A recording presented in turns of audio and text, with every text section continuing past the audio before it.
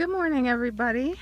It is Tuesday, end of July. I'm not sure of the exact date, but today is my day every week when I have a walk around the field and assess basically what's going on with the crops and what I will have for sale this week, and just what needs to be done in general. I make a list of all the work and the tasks that Sean and I will have to do, and I decide what I'm gonna have for sale. So I thought that today I would take the camera along with me and kind of, I don't know, just give a little bit of a description or just show what's going on. And as far as the weather, we've had a lot of rain again this week, which is actually great. This year irrigation has not been a problem at all. In the past 2 years, irrigation was a huge task that consumed a lot of time, and it was always worrisome, but this year it really hasn't been a problem. So I'm grateful for all the rain, and it's been very hot until yesterday when the temperature dropped very dramatically in the 60s, and it's actually very pleasant right now, for me at least. A little cool for these crops. So all right, let me just show you what's going on here. So excuse me. So I got my winter squashes here coming along very well, you can see, and melons over here. And you can see all the puddles from all the rain that we've had. So the melons are coming along. Let me see, I was just looking at them and seeing some.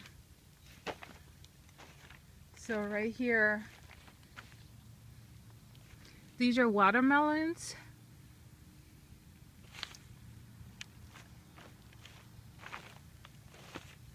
Oh yeah, here we go.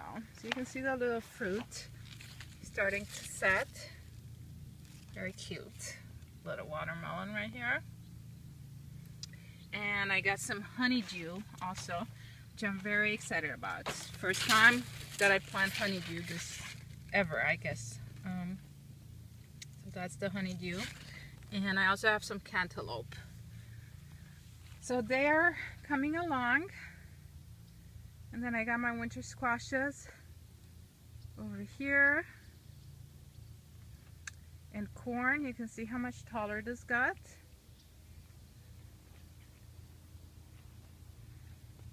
And all right, let me be careful not to step on these winter squashes. And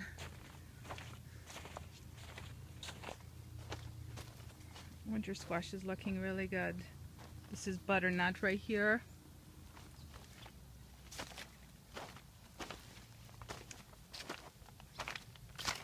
And these are the lettuces that I'm gonna be harvesting tomorrow and on Thursday for this week's sale. And here I have my cabbages, which I just got in the ground just a couple of days ago. So these tiny plants right here, they used to be in blocks, and now I just got them in the ground, and we're gonna cover them with a row cover to protect them from insects. And here is my next planting of carrots. They still have a ways to go before they're harvestable. All right, so I'm heading to the greenhouse now and check on what's going on in there. And on the way, I'm gonna show you the cows that we just, Senna just moved them today to this new pasture. I'm very content right now. They just grazed, and right now they're just lounging, chewing their cud. Huh, girls?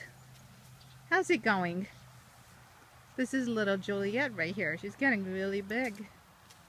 Huh, sweetheart? And behind them right there, that those grasses that look like corn, it's actually sorghum Sudan grass, which we planted for the cows. especially to feed them at this time of the year when it's usually very hot and the grass is not growing so much as in the spring or fall. So we planted this amazing sorghum Sudan grass that just grows insanely well in hot weather, and the cows are really happy about it. You can see they grazed down quite a bit so far. They're gonna get this whole patch later this week. Opie, are you sleeping, sweetheart? Are your eyes closed? Oh yeah. Opal right here, the red cow. Very drowsy now that her belly's all full and she's happy. All right, so let me see what's going on in here.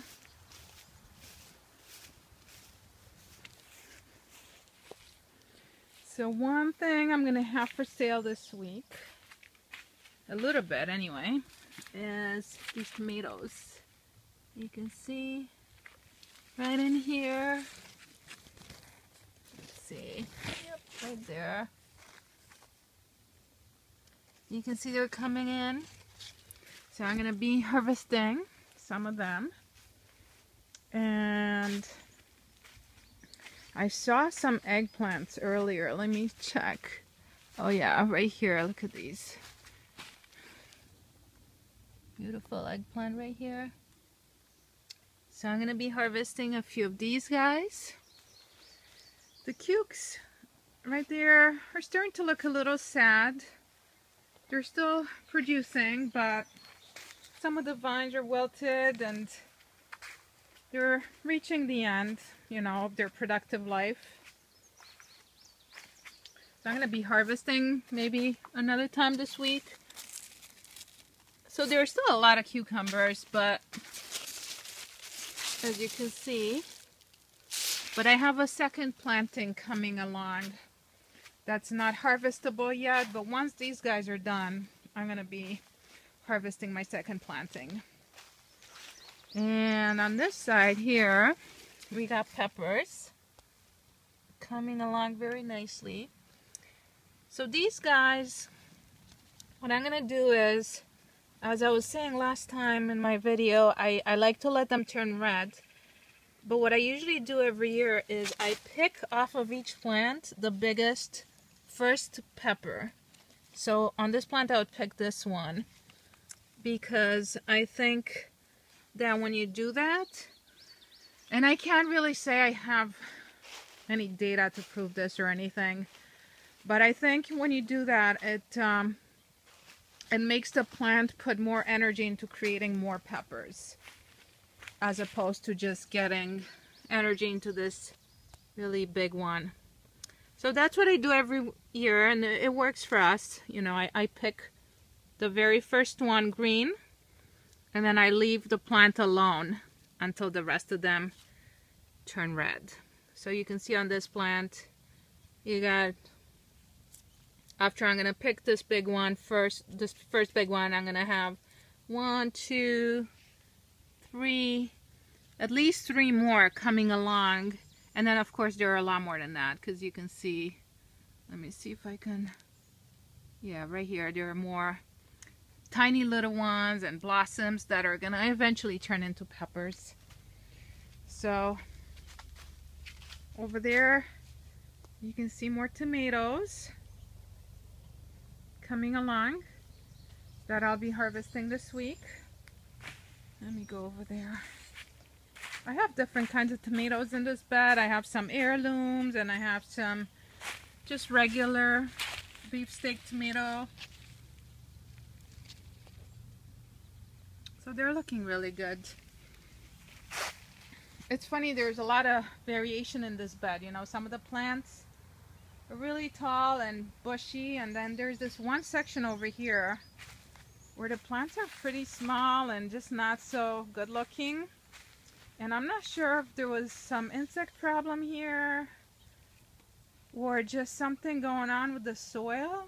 I think it was an insect problem early on, because you can see these right here, 1, 2, 3. about 4 or 5 plants, just looking much smaller and just not as good as the rest. Look at the rest of them. They're just insanely loaded and heavy with fruit. Look at this plant. I have to get around to tying them, but look at the tomatoes on this plant. It must be, I don't know, 20 pounds of fruit on just this one plant. It's crazy. This one too, right next to it.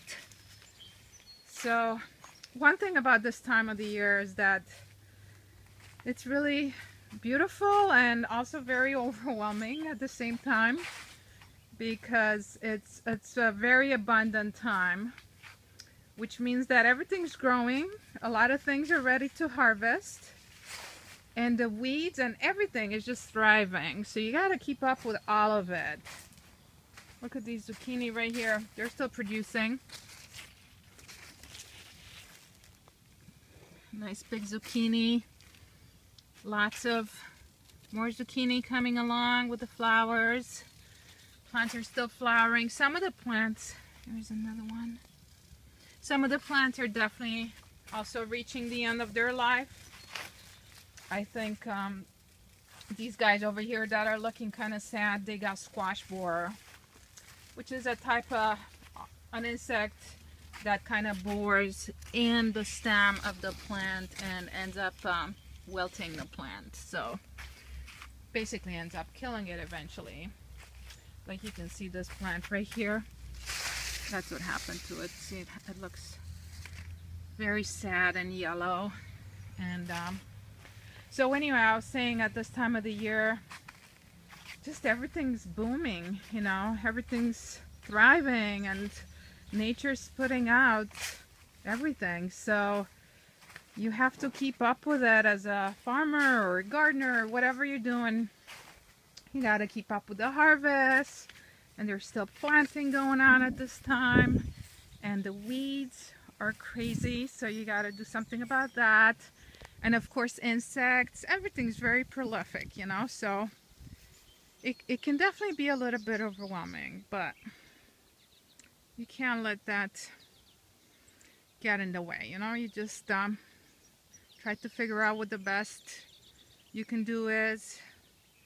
Over the years, you try to figure out, you know, and plan for that crazy time of the year, July and August.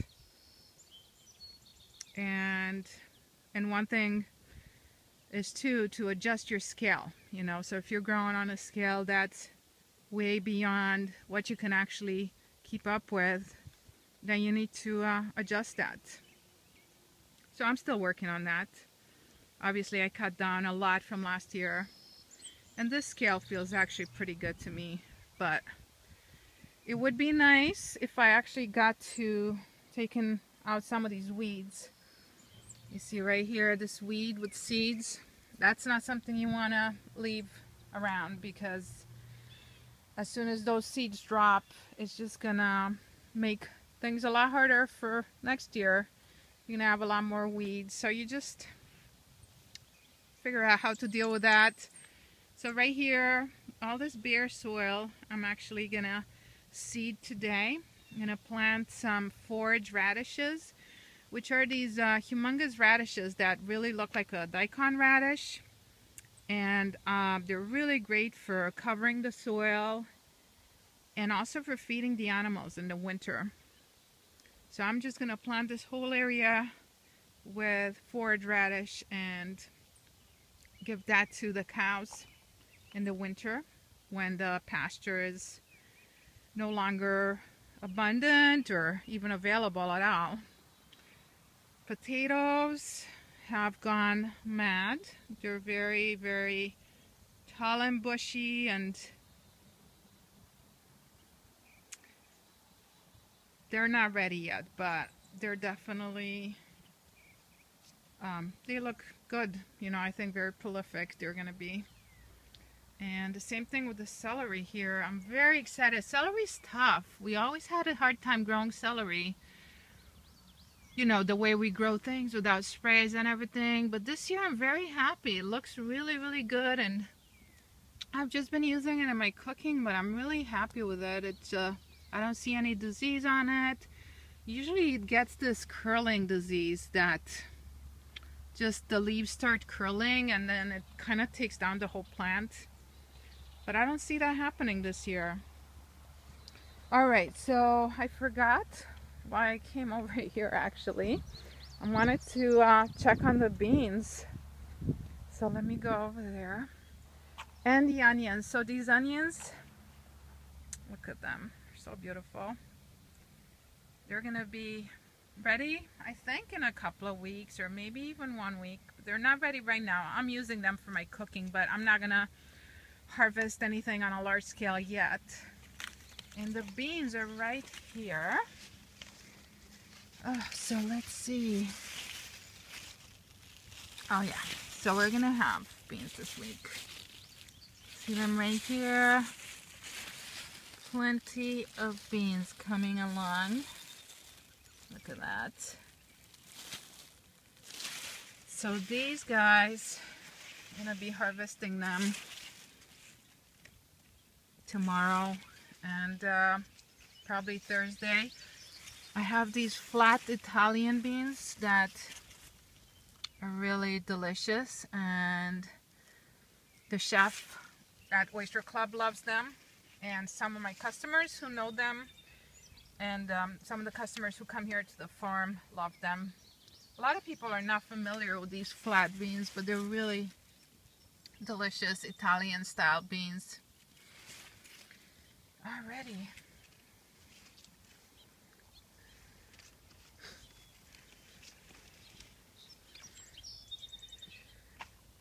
So lots of work to do today and in the next few weeks, which is good. I like to work.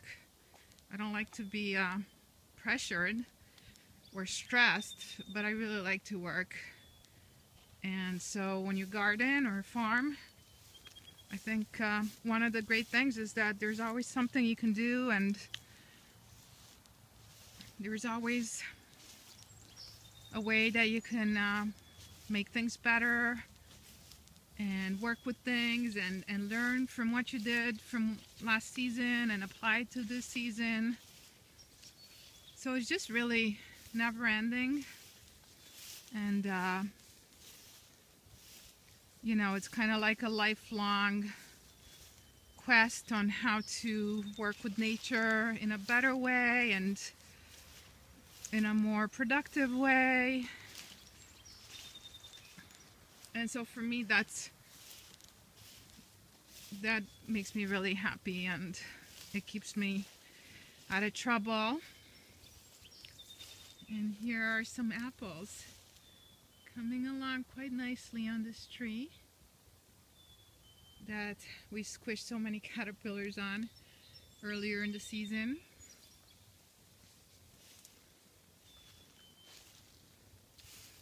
All right.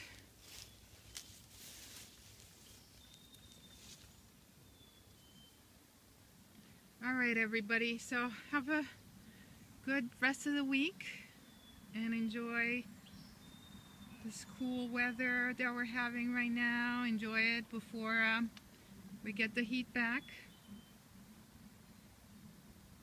I'll see you guys later.